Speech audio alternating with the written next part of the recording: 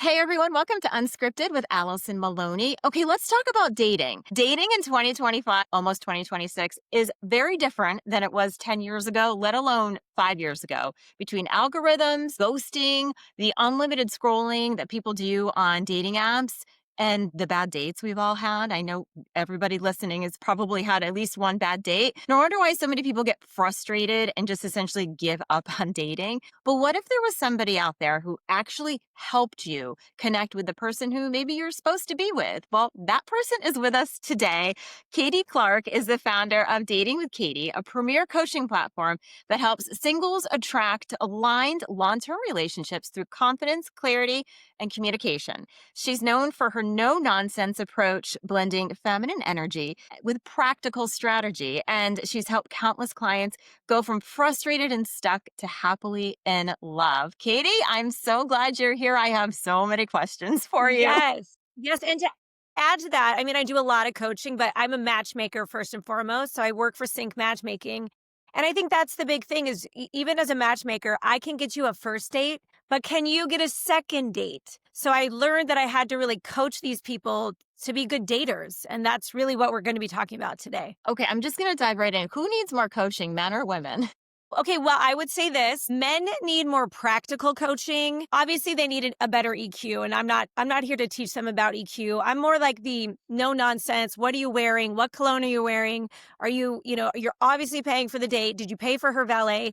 And guys are way more receptive. So I love that about my male clients because they're like, whatever you say, Katy, whatever you say. And then they do it. And then they say, Katy, it worked. Now, female clients are a little persnickety. They don't want to do it. When I say things like you need to go out by yourself for dinner, I don't want to. I can't do it. I'm like, well, you've got to learn how to be flirty and fun and confident. But when I tell women clients, you can't wear that outfit, these puffy sleeves and headbands, it's just not going to attract a man. You just wear that to a brunch with your girlfriends. They don't want to change. So women are a little bit more difficult to work with. Now, when it comes to EQ, women are rock stars. Like they're doing the work, they're doing the therapy, they're listening to the Gottmans. Men are like, what? What's EQ? And I think that's kind of the discrepancy there is like, women really need to understand they need a 2.0 themselves instead of this, oh, well, he should just love me for who I am. And Right. men really need to build up their EQ and get rid of their baggage because women are not putting up with it anymore. For the men who are listening, what is EQ? EQ is your emotional quotient, right? They call it EQ, EI, emotional intelligence. It's really understanding like how you work and why you work that way and your deeper issues, what triggers you, all these things that we didn't even know these words when we were dating in our 20s. But it's big now. Even my son, he's 24, graduated Berkeley, and on a job application, it said you need to have a high EQ. And my sons have high EQ because it's a thing, But it's understanding like how to contain a woman when she's emotional. How do you stand with her instead of stonewalling, walking away?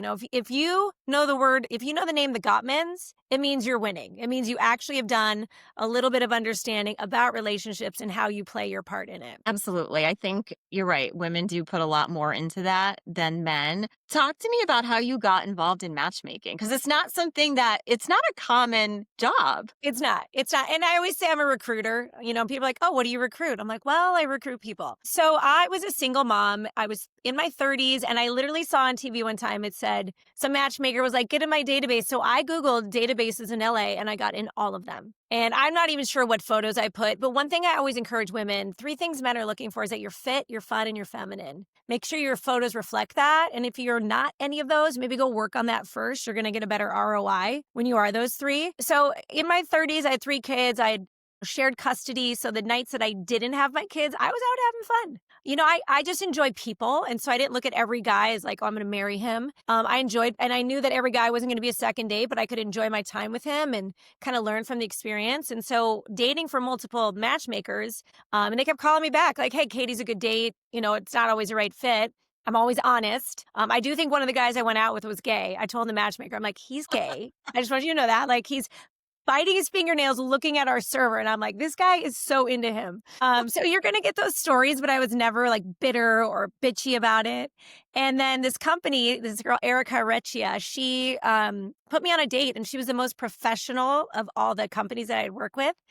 And I really just loved the method that she had and the professionalism. And I said to her, here's the difference is that I'm a divorced woman dating for you guys and everybody is asking me the wrong questions. As Yeah. the divorced woman, I have things like, well, what's a shared custody look like? But none of the matchmakers were asking me that. And so I said to Erica, I said, I would love to kind of work with you because I was thinking of starting my own company, but I didn't want to reinvent the wheel. And she was already doing such a good job. But I think what they were missing is all these 20-year-olds were setting people up on dates. But all the 40 and 50-year-olds that are divorced are the ones going on dates, and they're not really getting the questions that need to be answered to see if it's a really good fit. It was just like dating for fun. So I joined her team, and I've been there ever since. So 10 years as a matchmaker. And I think you have to go through an application process to work with you, right? And the Yes. team.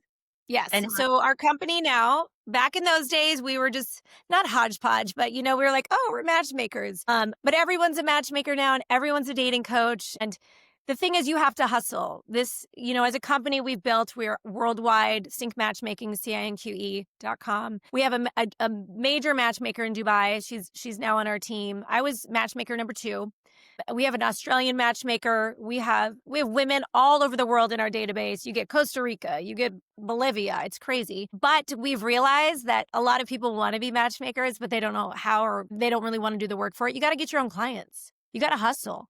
You got to be looking. You got to be out there, and you got to have people that you can set them up with. So there is an echelon that you kind of need to be in for our level of matchmaking. There's other kinds of levels. I always say we're the Neiman Marcus. There's target levels, and that's a good place to start. Or just start doing it yourself and tell people, hey, if this works out, I need a bonus. You better send me $1,000. So just start doing it yourself and see if it's working for you. And then you can apply with us. yeah, I love that. Something I was thinking about, and I have some friends who are single, and they are beautiful, they're smart, they're successful, they're confident. One lives in New York, another lives outside Boston.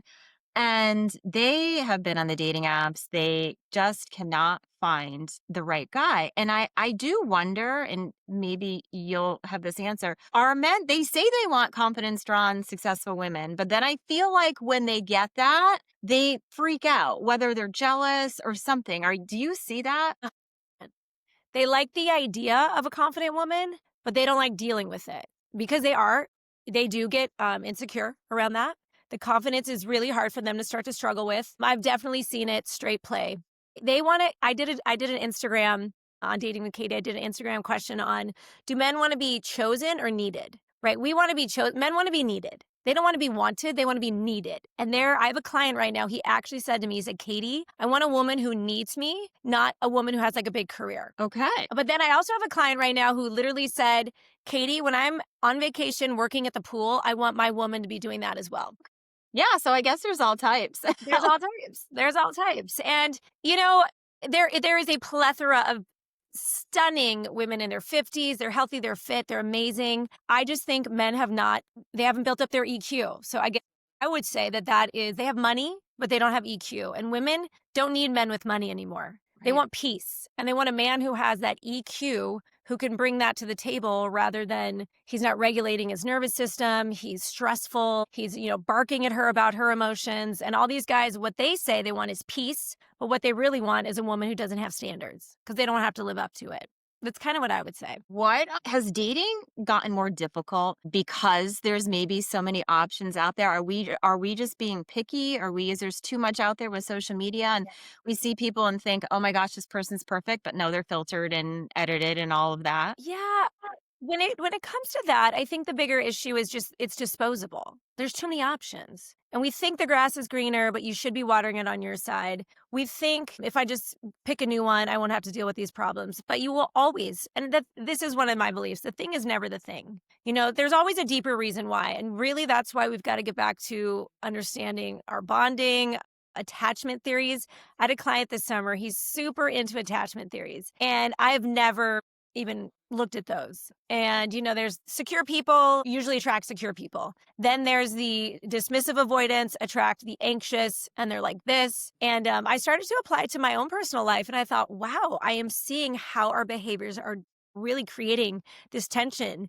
And so things like that, people start to nitpick at those as well. But my one client, he's like, oh, well, she's got this and she's got trauma with her dad. I mean, on a first date, he's already picking these things out. Oh, but people don't want to be vulnerable because being vulnerable means you're going to be hurt. If you love big, you're going to be hurt big. And I think people are just, they've got their walls up these days. Yeah, I know I can attest to that. I definitely had lost my confidence, and then it's that fear of, if you were cheated on, it's the fear that you're going to be cheated Which, on again. And which there's so many issues I think that we have when it comes, especially after, being divorced or, in a breakup. Do you tell people, okay, you just broke up or you just got divorced, you need to take time for yourself? Or do you say, okay, let's get you back out there? I think each one is, what do they say? Like, if you've been together 2 years, it's like 6 months. Like, there's a time, there's some sort of like number thing for that. I think everybody just needs to figure it out themselves. I definitely think there's space for healing.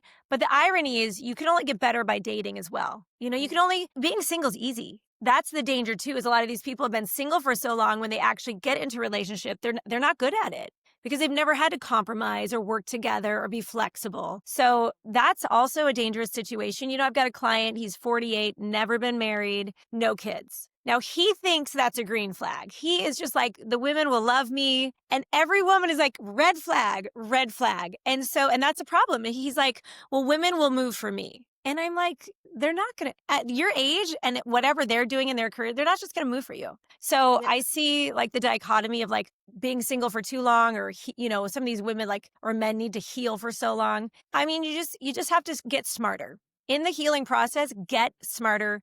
I'm a big believer in, you write your standards list. This is what you will and will not put up with, and also how you will behave in a relationship.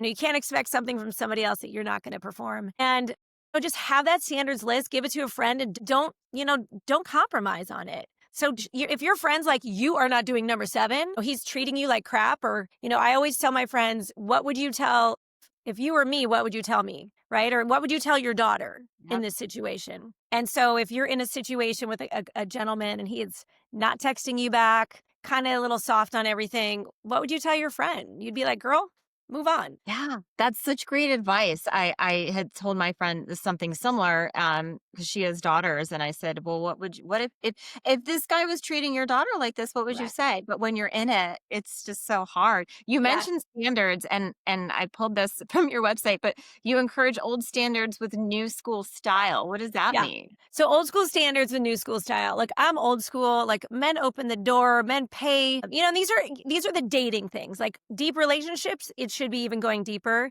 So this whole idea of like go 50-50, women should offer on the first date. No. No, and my clients would never ever. They'd be horrified if a girl even did any of those things if a woman does. So old school standards with new school style, meaning like you need a 2.0 yourself. When you are divorced or just really trying to meet a partner, you're going to have to style up.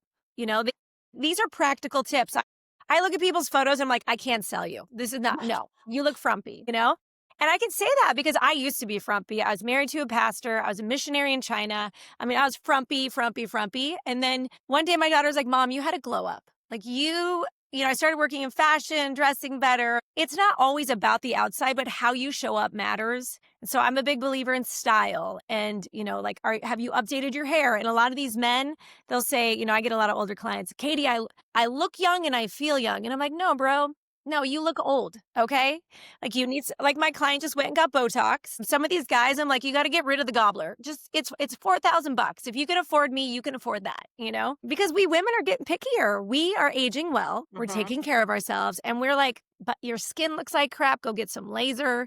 So as shallow as that sounds, it's also valuable because people are visual. There just are. Of course, you need to be just as beautiful on the inside as you are on the outside. I'm a big believer in that. If anybody wants to just be like, oh, all she cares about is what you wear and how you look, that's not true. Yeah, and that's not going to last if it's just No. about the outside. Right. What are some of the red flags maybe that you've seen with potential clients or existing clients? Or, I mean, I know some of the red flags just, when I was dating, but what are some of the big ones that you're seeing for both men and women? Red flags. Oh, man, it's been a minute. I mean, communication.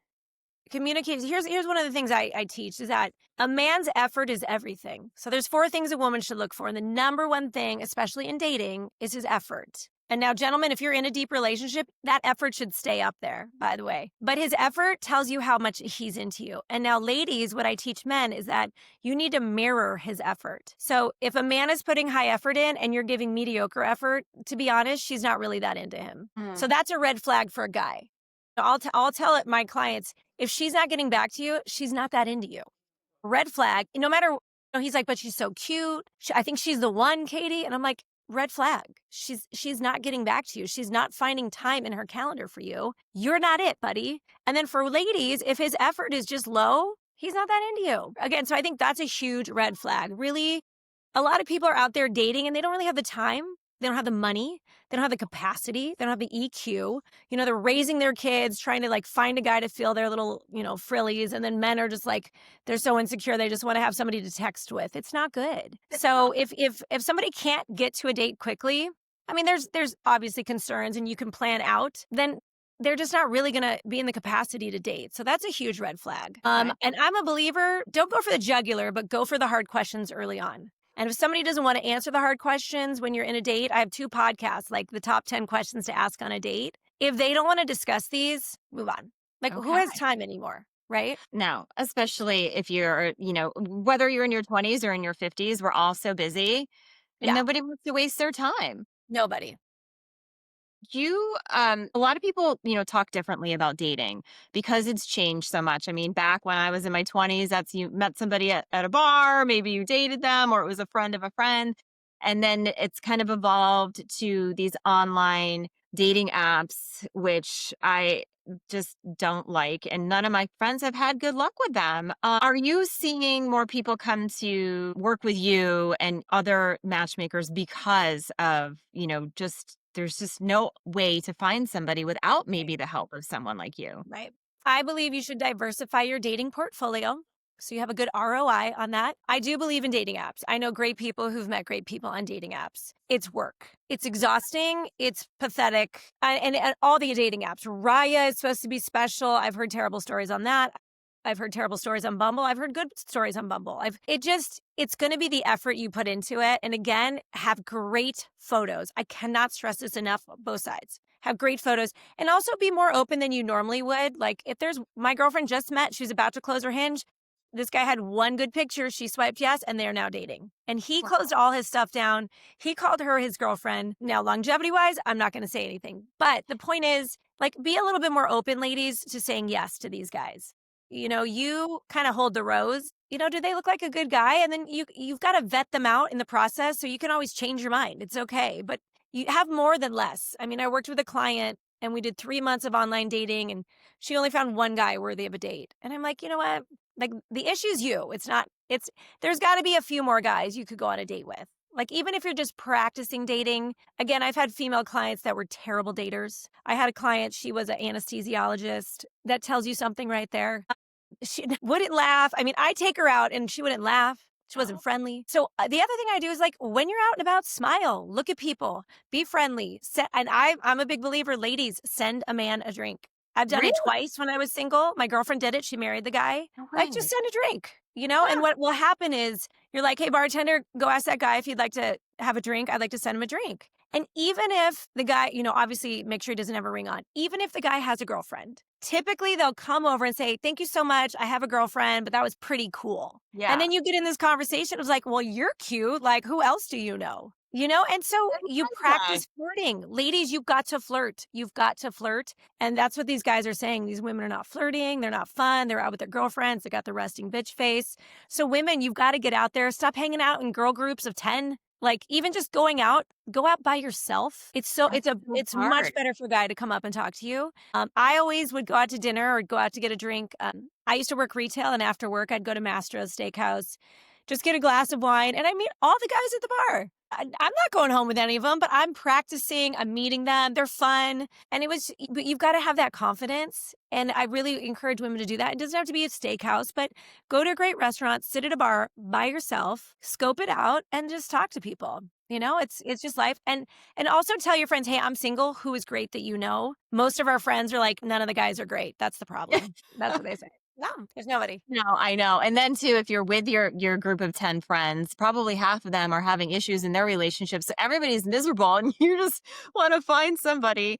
The buy a guy a drink. That's so interesting. I do know, because I used to be so afraid to go sit by the bar or get dinner by myself. But then I had to start traveling a lot and I forced myself to do it. And it was hard the first time. But now I can do it. Sometimes I'll bring my laptop and do a little Yeah. work or sit and scroll. And if you really look around, there's lots of people that are by themselves as well, but you feel like everyone's staring at you because you're by yourself. But I love that. Buy a guy a drink. So would you say the same thing to a guy to if he saw a woman sitting at the bar, should he buy her a drink or Sure.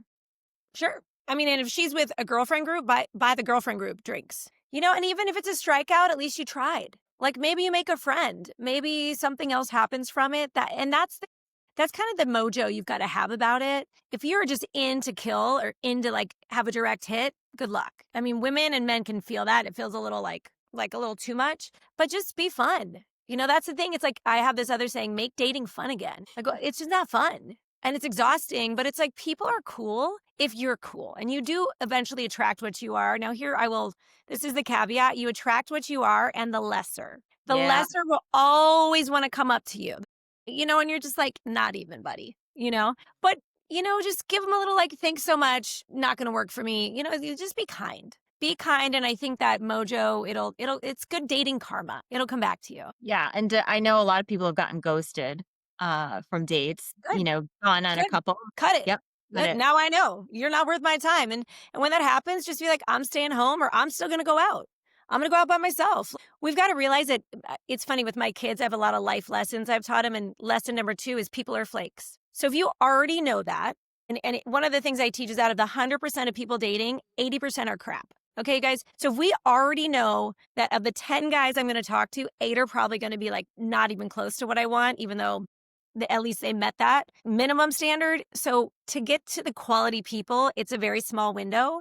And then we need to find the one in there. It's hard. It's hard. But knowing going in that, okay, flake, no surprise. And just don't Okay. let it get to make you bitter. Just feel like, okay, whatever. Do you find that women, your clients, if they're women and they have bad dates, do they get down on themselves? Because the whole thing is to have confidence. But if you've gone on some dates or or maybe just had bad luck or had a bad relationship before, how do you help them build up their confidence? That's a great question. I think ultimately, and I'm learning this myself, you can't control somebody else. You can only control like what you've put into something. So if you've come with a good heart and a good attitude and a good perspective on this, and they weren't the one, then we can pass. But let's say you were in a deep relationship and you still brought all those things and they didn't, then they just didn't have the capacity. And you really have to just I've kind of realized in life, there's a lot of people who just want to snorkel. Everybody loves a snorkel cruise. I just want to snorkel. And there's very few people who can scuba dive. And a lot of us women are scuba divers. We want something deep. We're big givers, big hearts. So you just have to really start to look at people in that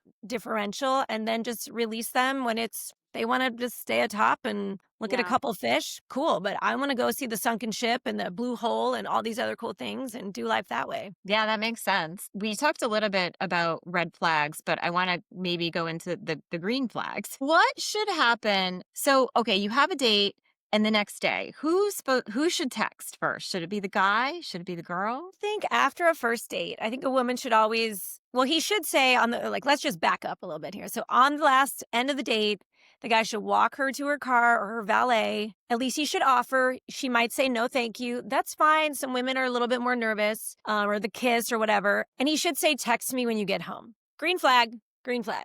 Text me when you get home. I say to all my girlfriends when they leave my house, text me Yeah. when you get home. It's caring, it's thoughtful. And so if he doesn't say that, okay. But I do think at the end of a night, when she gets home, even if he didn't say it, ladies, text him and you say, thank you for an amazing night. Now, ladies, you hold the rose. You get to decide if you want to see him again or not. Because these men are like, I don't know if she liked me. All of my clients are like, they never even know on a first date. It's so cute. They know if they liked her, but they don't know if she liked them. So 2 things I like to do is on the date, say if you like this guy and you want a second date, say, I kind of like you. I Okay. can go on a second date with you. Like, just throw it out there. Like, let these guys get a little bit of confidence. If not, on that text that night, thank you so much for a great date. I'd love to see you again. Make it clear. Make it clear, ladies. Or thank you so much for a great date. You can even close the night out and be like, I don't think it was a good fit. Just, like either leave it open or close it for the guy. And then on top of that, the next morning, he should be texting her. That's my old school. I love it when a man texts. And some of these guys are like, well, I wish she would text me sometimes. I got to be honest, it's about the effort. We want to be pursued as women. And there's times when we can check in with our guy and be like, hey, babe, how's your day going? But the idea of me texting every morning to check in, no, no. Yeah, there's something, I don't know, there's just something about having them text first or in the morning or something Correct. that, morning and then good night, I always feel like Yep. should be the guy. Yep. You mentioned opening the car door and then walking to the valet. And what else should women be looking for when they're dating someone when it comes to the men? Because I know I've experienced love bombing, and we all know what happens after that. A lot of my friends have as well. So it's like that fine line of, okay, they're really into me or they're love bombing me, and that's never a good thing either. Yeah. It's interesting. I've had clients that look like love bombers, but they're just really excited about meeting a quality girl. And I think you just set the pace for that. Just you set the pace as women. Hey, ladies, we get to really make all the decisions. Now, this guy might say, oh, I want to go on a vacation with you next weekend. You have the option to say, we're not there yet. We're not there yet. You have the option to say, I don't do sex that early. You have the option to say, you know what? I want to see you again, but I just need a little bit of space. Like we are always the one in control of that. So if you feel like he's love bombing you and you really want to check it to make sure it's true, just kind of not string him along. I don't want to say that, but string it out so that he is being consistent throughout that process. But I do think a lot of good guys, they just know. They know that they like you and they're generous in heart and spirit. And now I do know like dismissive avoidance will do that often. So you have to watch other things. But really, it's I have this 3-3-3 rule. It's 3 dates, 3 weeks, 3 months. And after each one of those, now the first 3 dates, I'm a believer you do a sit down dinner date for the first date. Everything else is awkward. I've done the hiking dates. I've done like biking dates. It's cute, but like I want to sit down. I want to look nice. I want to see what you wear. I want to see how you treat the people. On a first date, I want to see, this is the big one. When they ask what kind of water you would like to drink, this is a green flag. When the guy says, he looks at you and he says, what would you like? So whether it's sparkling, flat, or tap, right? If he goes and orders without even asking you, it's kind of like, a little selfish on him. So that's a win. But the first 3 dates, first date, dinner date, second date, something fun, third date, something romantic. That's kind of like would be my process. And then after those 3 dates, really clarify if you're in or you're out. Let's just stop wasting people's time. And let's just, as the women, we need to figure it out. Like if you're not sure, then stick it in. Stay in for a little bit longer and then you go 3 weeks. And then after 3 weeks, maybe you've met a friend of his. You've kind of seen his world a little bit more. You've seen his house or you've seen his car, says everything. And then after the 3 weeks, again, decide like, is this guy worth it? Is this girl worth it? And then we move to 3 months. So I think those are just good timelines to really go reassess and see. And here's one other thing. A guy did this with me, and I think this was really mature. He and I were dating multiple people. And we started dating, and kind of in the first couple weeks, we really liked each other. And he said to me one time, he said, look, I know you're dating other people. I'm dating other people, but I'm going to give us 2 weeks to close it down. And then I want to be solely focused with you. And I thought that's fair. Like maybe I did have another date going on the following week. And maybe I wanted to make sure that that guy wasn't better than the guy who was saying this. And I thought, you know what, we got to be practical with the reality that other people are dating other people. It's just like job interviews. Like you don't go to just one and hope it works out. You're going to multiple job interviews. And so in the world of dating, you just have to be okay with the truth that, well, they're probably going on dates with other people. I mean, often my clients, they're on a date and then the following week they're on a date with somebody else. Like that's my job. I put them Yeah. on dates until they find somebody. And these women will be at the dinner with them and being like, who else are you dating? Are you going on dates with other women? But we actually ask in our kind of our email that we send out, like, don't ask about that because that's not your business and that's not his business for you either, until you decide to have something just you two together. So it's important to think about that stuff. So stressful. So stressful.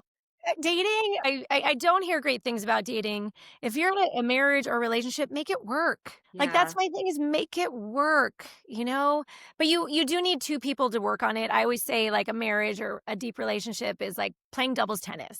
And too often you have one person out there ready to play and the other person's on the bench, reading a book on golf. It's like over here, this is the game. So, dating it's messy right now. Yeah, it is. You share maybe one of like amazing date or a story you have, a good one and maybe a bad one, if you have any of those? Prepped me on this.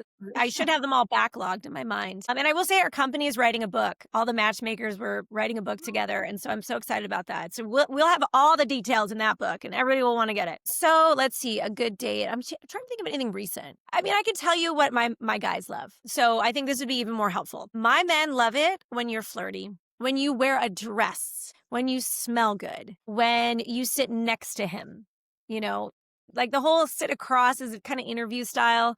If you say, hey, let's go sit at the bar by each other, you can smack his shoulder, you can smack his thigh. Or even if you're kitty corner at a table, they prefer that. Or sitting in a booth. If you're open to it on a first date, guys love that. They love that you're not afraid to be vulnerable. Now, I'm not saying you need to give away everything, ladies. Like, please mind me here. But if you're really not going to be vulnerable or kind and soft on a first date, don't be dating. You're just not ready to be dating, is what I would say. And yeah, guys earn that, but also like don't be out dating if you're just going to be like this. I mean, I get my clients will say she didn't laugh on the date. She didn't compliment me on the date. She didn't say thank you on the date. She was in the bathroom too long with her cell phone on the date. Her cell phone kept buzzing on the date. Like these are that's the feedback that I get from my clients for women. Now, men, I mean, guys, dress sharp. Like we love a well-dressed man, and it's not that hard. This is my perfect first date outfit. It's dark blue jeans that are fitted. Yeah. We want to see the man package. Okay, let's just be honest. Dark blue jeans, crisp white shirt, and a blue blazer, little pocket square, cute socks. Ladies always say, let me see your socks. It tells you a lot about a guy. Is he fun? Or is he kind of boring? And shoes. I think shoes are a big I don't know what it is with me, but I'm like, if your shoes are all like scuffed up, I Oh, yeah. feel like it's like something's wrong here. Like you've got the Right. night, something's not right. Like, did you? I don't know. It's just one of my things. I'm Well, like, shoes should be, yeah. I mean, nowadays you can get cool sneakers. You can yeah, get, I mean, I have clients that I fully dress them. Like I've had to kind of revamp their outfits. And for men, there is a cologne that is a girl getter. Like every woman loves this cologne. It's called Creed Aventus. Every client that I have that has bought it is like, Katy, the women love it. It's a winner. It's a winner. So that is definitely a big suggestion that I would give. As okay. for dates, I mean, my clients just love a good communicator, positive attitude. I mean, I guess we all love it both ways. Talk about your parents, that you love them. Talk well about your kids. I remember I went on a date once and the guy goes, wow, you really love your kids. And I thought, do people not love their kids? And he goes, yeah, a lot of women like complain about their kids. Oh. And I thought, well, that's terrible. You like, I wouldn't want to date a guy that had bad kids. Really make sure that you're invested in your own life and speak to your passions. I think when a woman speaks to her passion, whether it's making the best chocolate chip cookie, like men are very turned on by that, And what a good question to ask on a date for a guy is like, what would you die for? Right? What would you die for? And you really, some guys will be like, hey, I'd even die for my ex-wife. Okay. Like Okay. that's a win. So, speak to the positive on a date. And I do have quite a few clients that have gotten married. So that's a win. I have clients that have broken up and, come back to me and ask for a round two with new women. And that happens too. So either way, the unique thing with me as a matchmaker is that I'm invested in my clients. I meet every single client. I hang out with them. They know my life. I know their life. I'm up in their business. If I want it to work out, I don't want to just keep putting them on dates. It's not a candy store. It's not a revolving door. Sadly, in the negative, I can tell you I've had a few clients that were like that. I had a very famous man, very famous. He just wanted the candy store. Like the next girl, literally, he texted me at 11 o'clock at night, Katy, who else do you have for me tonight? And I'm like, no. You Yeah. go back to bed. Like I'm not playing your gross game. And I've had like a few clients like that, but that's not my wheelhouse, thankfully. There are matchmakers who have a lot of those kind of clients, not my preferred client. Yeah. And I love the fact that you coach people, you coach clients as well, like helping men dress and helping women, kind of get rid of the resting bitch face and let their guard down. Cause I don't think, again, and I think maybe the older you get, the more set in your ways. I know that's, kind of how I've been. And I've tried to, not just not in the dating world, but just in life, trying to change how I do things and try and get more confidence. So that's a huge benefit of what you do. What is the number one issue I think maybe that women have and men have when it comes to dating? Is it just the lack of confidence or? I think a lot of people now, ironically, are overly confident. This whole queen talk, I'm a queen, I deserve a king. And it's like, it's keeping you single because you expect perfect from a guy. And so I would be really mindful. The other thing with women is that women are making a lot of money now, or they divorce well and they want someone who makes financial equal or more, which is understandable. And in our company, we totally believe in that because there's an energetic principle. Like when you date a guy who makes less, it's usually him that has the problem with it. And it comes out eventually and he's insecure or it just, we have seen that doesn't work. So the problem is these women are making big bucks and they need guys who make big bucks. Well, the guys who make big bucks can have anybody. Yeah. And they're choosing younger women or they're choosing women who are school teachers because they don't really need that financial equal. So that can be a dilemma for the women. And I will say this, a lot of men don't want younger women. They might do a season and get their wiggles out. I'm always like, go get your wiggles out because I'm not putting you on a date of that age group. Like, that's not my job. She Yeah. doesn't even know she doesn't even know who the who is. Like, why would I put you on a date with that girl? Like, I Bill can't. Belichick is not your client, I take it. No. So, but a lot of these men really do want women that are their age. They just have to look good, be fit, and I'm not saying you have to look like me or you, like be fit for your body shape, stay healthy. Men like that vivacious, healthy look because that really shows that you value yourself. When you're fit, you value you enough to like choose yourself every day, work out every day, eat healthy every day. And that's attractive. Yeah, absolutely. And I think it's all the work we do within, right? It's Yeah. making sure that if we're happy, then we can be happy in a relationship or, if it doesn't work out, then it's easier to move on and say, okay, it doesn't work out. I'm confident in myself. But I know Right. that's definitely learned and practiced through therapy and coaching and all that, which as you mentioned, women are doing. Is there anything else that I missed or anything that you want our listeners to know about what you do and about the wonderful world of dating? I mean, I would suggest, again, for that good ROI, really Google matchmaker databases. First, make sure you have fabulous pictures. And I mean fabulous, not catfish, not like nothing too overly done. I mean, sometimes I'll use an app and put some eyelashes on me just because I didn't put eyelashes on that day. That's fair. Well, that makes everything look better. But ladies, go take some fabulous pictures. Really, I really encourage that. That is the number one thing I would say. Whether you're going to be online or you're going to be in a matchmaker database, it's huge. It's like I always say, if the house is up for sale, you're going to paint the house, add new flowers and get great pictures because you're going to get more buyers, right? I would do that. And then I would Google matchmaker databases. I would get in there, write a great little bio, ask ChatGPT to help you, and then kind of rewrite it so it doesn't sound like ChatGPT. Be interesting, be fun. I used to always say expert back scratcher was one of my lines, or, something like Nutella is my kryptonite. Be cute, be memorable, really have details in your bio. Like if you say, I like red wine and sunsets, like you're not memorable. Be memorable. So you got to pull that out of yourself, ask some friends. So you just got to keep positive. You got to keep doing it and write that standards list and go out and meet people. Do all the things and it will eventually happen. I had a girlfriend. She's like, I'm never getting online. And I was like, well, you're stupid. And we literally sat down in Fashion Island and we got her online. And 30 dates later, she's like, I kissed a lot of frogs, Katy. And she had a sport with it. She's like, 30 dates. She wrote every guy down. She only did drinks. She didn't kiss anybody. She had all these little rules. Well, her 30th date, this guy broke all the rules and now they're engaged. She's got a 12-carat ring on. He's perfect for her. They've been dating for 5 years. And she'll say, Katy, it's because you were on my butt. You were on my butt to keep going. And I was like, oh, that's what I'm here for. So yeah, you just got to keep going. I love that. Just quickly, you had mentioned, I just kind of lost my train of thought, but I forget what I was going to say. I think it was something about, I don't know. I can't remember exactly. See, this is what happens when you're 49. You can't I get it, remember. girl. We're in the same age range.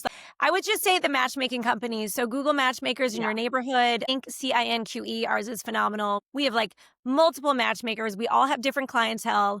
You did ask earlier about like even religion and politics. Very important. Make sure you put that stuff in there. Especially my clients are usually more religious. I have a guy who's going to run for governor, so that's really important. So those details matter when you're in a database. If those questions arise, answer them. It helps us matchmakers be like, okay, I can pick her rather than like it's kind of half done, because I got options. I get to choose which women get to date my guys and I want to like you. Yeah. I remember what I was going to say. You mentioned your friend who just got engaged. And before that, you were talking about how maybe just ask your friends, like, what do you like when you're writing your bio? Because I think our friends know us the best, or maybe our family, and they maybe would have pull out a really good bio for you to write when you're in the matchmaking database. So ask your friend. I think that's I have a really fun, it's called like my 70 fun questions about yourself. that people will answer, and then I create their bio for them. And as they answer these, they're like, "Oh, I didn't even know this. I didn't think about this. I didn't Huh. realize this about myself." And so when they send that back to me, I just create their bio and they're like, "Oh my gosh, you made me sound so amazing." I'm like, "You are amazing. You are amazing. You just didn't know how to package it." I love it. So you don't have to write your bio. You do it. That's Yeah. great. Yeah, Like, that's what I do. where can people find you? So you can find me at Dating with Katy, and that's Katy, or you can find me at Sync Matchmaking, and that's CINQE.com. Get in our database. You can write, "I heard about Katy on the podcast," and then I'm always like, "Oh, that girl, she listens." So and that's where you'd find me. Right. Well, thank you so much. It was great. Great conversation today. Anytime. I'm sure we could do a round two and have all new questions. Oh yeah, absolutely.